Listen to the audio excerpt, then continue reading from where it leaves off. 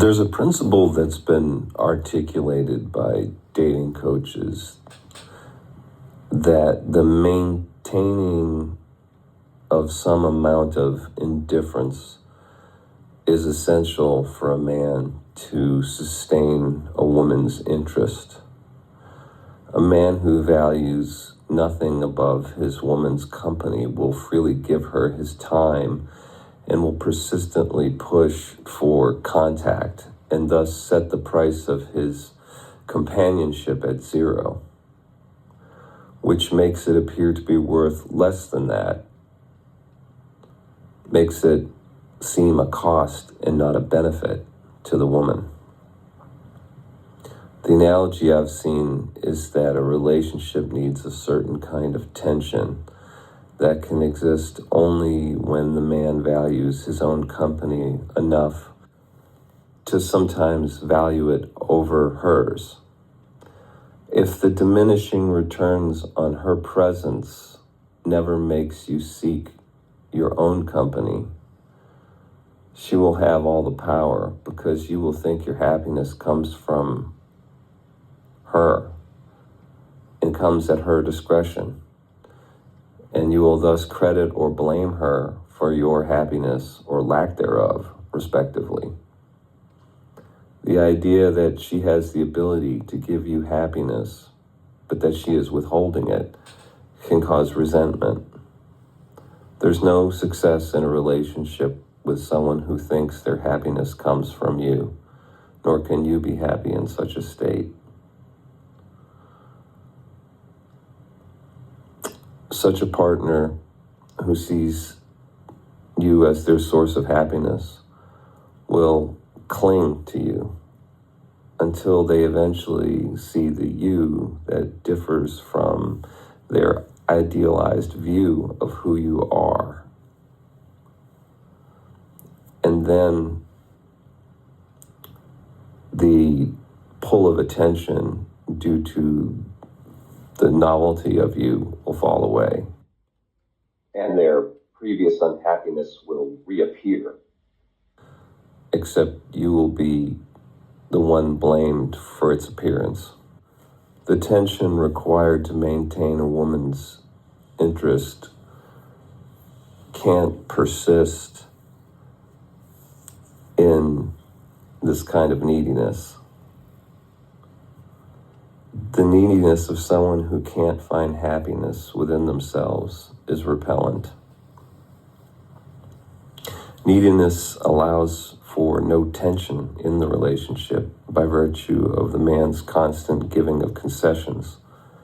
A salesman knows that free things are perceived to have less value than things that come at a price.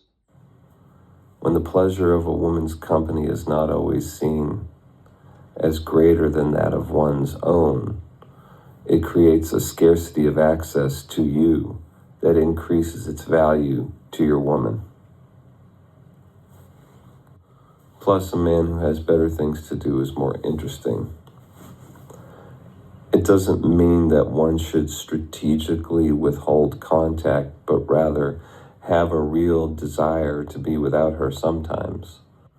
The benefit of this can only accrue to those who truly do value their own company. Otherwise, it's just a facade that will eventually be exposed as your motivation to maximize contact is apparent.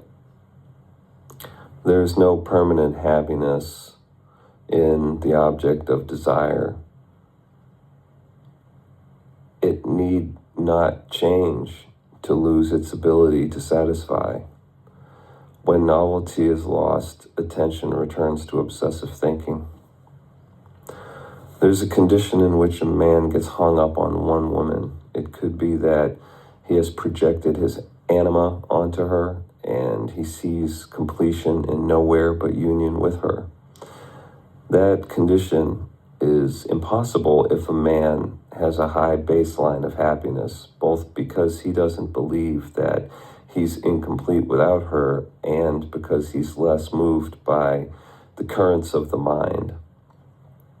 A lack of neediness is the hallmark of uncaused happiness versus caused happiness, which appears in the alignment of circumstance with the mind's ideal, which is always temporary, as they are both ever in motion. The reason why there are so many needy and greedy people is that the path out of desire has nothing to do with fulfilling desires. It is unintuitive. There is no end of desire in its sating. Only the residual impression that happiness is in the object of desire. The object of desire is believed to bring happiness, but its pursuit comes at the cost of the happiness that's found in the moment, which is an unconditional happiness. The giving of attention to an imaginary moment precludes the intrinsic happiness that would appear in the belief that the moment is already perfect and thus does not require augmentation from an imaginary thing in the future. The end of desire is brought about by the discovery of a peace that eclipses desire's product. In such a state, the fruits of Stoicism appear without the need for willpower, as there is no will required to abstain from things that are seen to cost more than the value they bring. The giving of relational power to thoughts increases their pull on attention, gives them meaning. There doesn't have to be active thinking for suffering to arise, only identification with form and conditioning. You can put unwanted thoughts up on a shelf, but so long as there's belief in being their subject, a circumstance could enlist them because of belief in being an object to which they relate. This is the belief that gives power to the sense of ownership. You could have a blank mind, but then there is seen a tree falling on your car. If there's unconscious belief in being the owner of that car, there will be suffering. That's why liberation is not merely stopping the mind. To be unconscious is to be ever reacting to circumstance relative to conditioning. The emotional reaction is predicated on positionality. The engagement of attention with those ideas and the subsequent reactions that they generate are the source of neediness, as their absence reveals your true nature, which is happiness. The vibration of the energy body can be expressed as a quotient. The inputs of this function are the subtle and gross phenomena that are perceived. Ignorance, which is unconscious body identification, is the denominator of this quotient, and circumstance is the numerator. The ignorance in the denominator does not denote a dearth of facts held in mind, but rather the strength of unconscious belief in a wrong interpretation of reality, one that takes the self to be what's appearing in the awareness it actually is. The stronger and more unconscious that belief, the more ideal circumstances need to be for happiness to appear. And conversely, as that ignorance falls away, the more happiness there is relative to circumstance. Thus, vibration converges asymptotically towards love as ignorance approaches zero.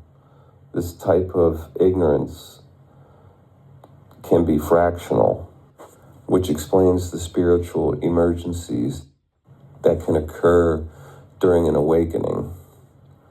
Energetic awakening doesn't mean the end of suffering, but it can appear as that end approaches. Energetic awakening changes the stakes of ignorance. It increases the cost of ignorance. The mind is like a buffer relative to the energy body. and perception. When the mind grows thin due to disassociation with its subject, the energy body becomes perceivable, and changes to its vibration can be unpleasant and scary. There is still belief in being a self, but a space has been noticed that elevates the vibration of the energy body, and the perception of this can be uncomfortable when it is moved by reactions to the plight of the physical and conceptual self, with which there is still identification. The jungle of spirituality gets thick between the perceiving of the energy body and the end of suffering. That's why there are bad outcomes in spirituality. That's why there's delusion and grandiosity, the notion of being special. So long as there is a self to be distracted, there will be delays in the exiting of samsara. The judging of others requires the ignorance that allows for suffering, because it entails belief in being one to judge, one who can win and lose or be judged. If to not be judged, one must not judge, human instability being what it is, then there must be an end of identification with one to judge. Only pulling a wheel off the bike will keep it from rolling. Judging requires the binary of subject and object, as well as the knowledge of good and evil. So long as there is the perception of others, which is predicated on belief in the illusion of separation, judging will be possible. To not judge and thus not be judged requires the death of identification with all that can be perceived. This is what it means to die unto oneself. It is literally stated in the question, who am I to judge? Yes, who are you? The true answer to this question contradicts the ignorance of body-mind identification. If everything that's deemed self is observed, how can these observed things claim the selfhood of what perceives them? To break that identification is the result of inner work. That is what bears the fruit of the truth, exhibited in an austere existence that is not the product of willpower, but rather the absence of believing in one to be a squeezer to judge the juice of the fruit worthy of the effort. As in the Four Noble Truths described by the Buddha, there has to be a noticing of suffering and a questioning of its source. Then there must be found a means to address the suffering at its source. The Buddha said that the cause of death is birth. The birth of the conceptual self is subsequent to the birth of the body, and it heralds the start of a new kind of suffering beyond mere pain, that which occurs on behalf of the conceptual self. It appeared when the thought I first arose in the spiritual heart to facilitate relational thinking. When this I is surrendered back to its source, the spiritual heart, it's the return to the child's state of being, but with the insight bestowed by the journey.